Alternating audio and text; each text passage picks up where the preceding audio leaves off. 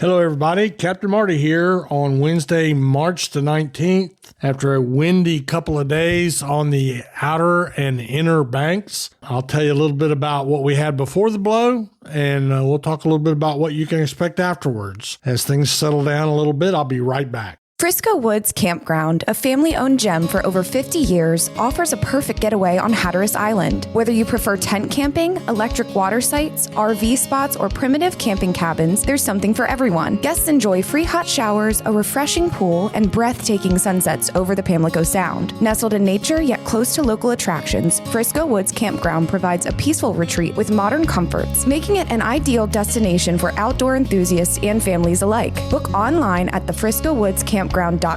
Frisco Woods Campground, 50 years of memory making on Hatteras Island. When it comes to general maintenance or major modifications on your diesel vehicle, look no further than Juan Cheese Off-Road Diesel Performance in Kill Devil Hills. Master mechanic Ryan Walker developed the plan for having his own auto shop over 20 years ago, and today he owns the premium diesel performance powerhouse of the Outer Banks. To have him and his crew take a look under your hood, give him a call today at 252-715-0025 or find him on social media. Juan Cheese Off-Road Diesel Performance, the diesel performance powerhouse of the Outer Banks.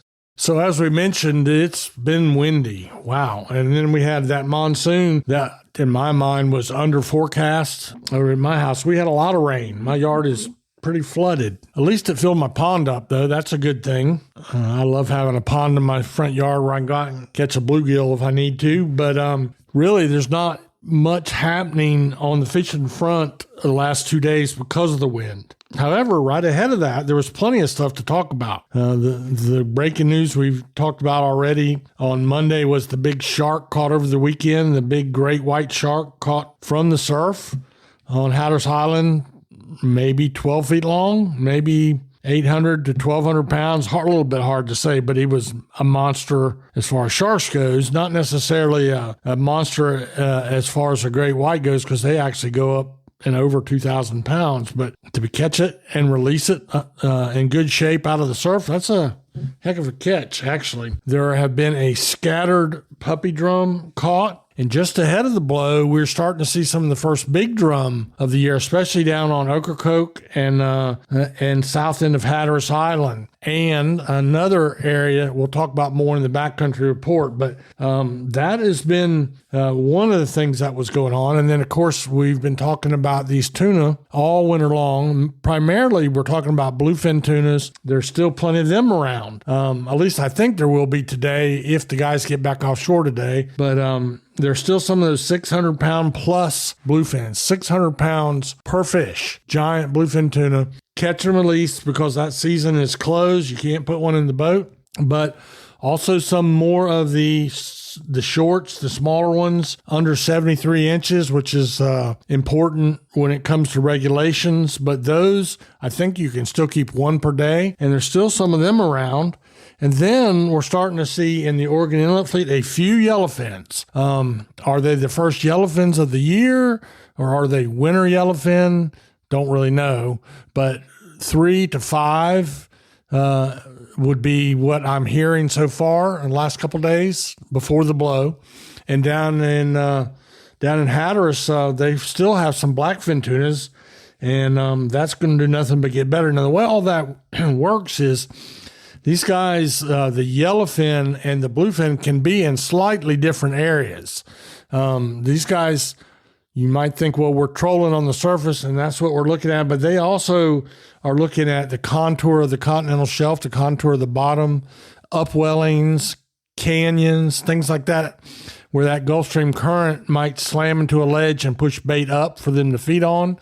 And then you look at the water temperatures. The Gulf Stream is actually a river in the ocean, and it's sometimes very well defined, where you go from cold winter green water to warm tropical beautiful mid 70 degree water, and it's just like a dividing line. It might have a little seaweed in it, or just the color itself.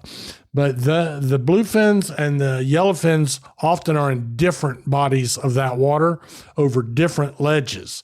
And the whole trick is to get whatever you're looking for. If you can get your color of water, the color that you prefer and you think your designated species prefers, and you can get that over one of these ledges I was talking about, that's when you're going to put some tuna in the boat.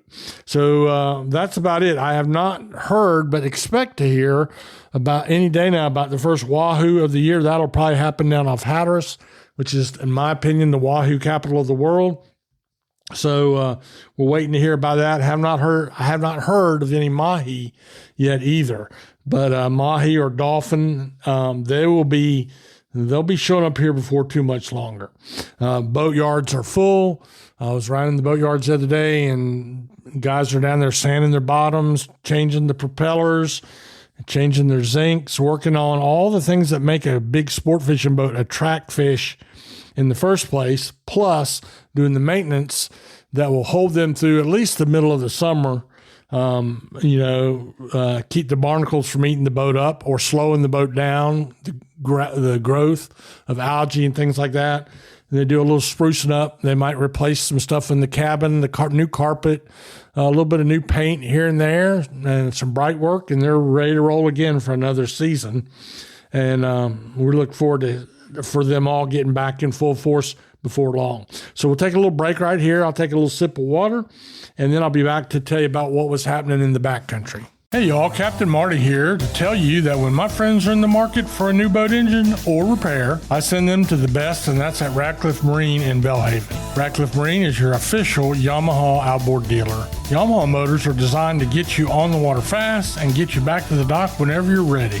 Ratcliffe Marine is also the largest repower center in North Carolina. So when you're in the market for a new motor or need your Yamaha service, go to Ratcliffe Marine, 865 Highway 264 in Belhaven. Before the blow, the backcountry was not bad. Not a lot of fishing pressure, but I know they're catching a few rockfish, striped bass up in the Albemarle Sound, and I know they're catching a few puppy drum in the Pamlico Sound. Now, I know that's a very generalized part, a statement of this in this fishing report, but that's just all I have right now. Just a few boats trying it, and some of them are catching a few. I did also hear of a few speckled trout. Of course, that season is closed in our coastal waters, so don't be in our joint waters as well. So don't be caught with any of those in your boat. And the other thing is there's some other stuff going to be popping pretty soon.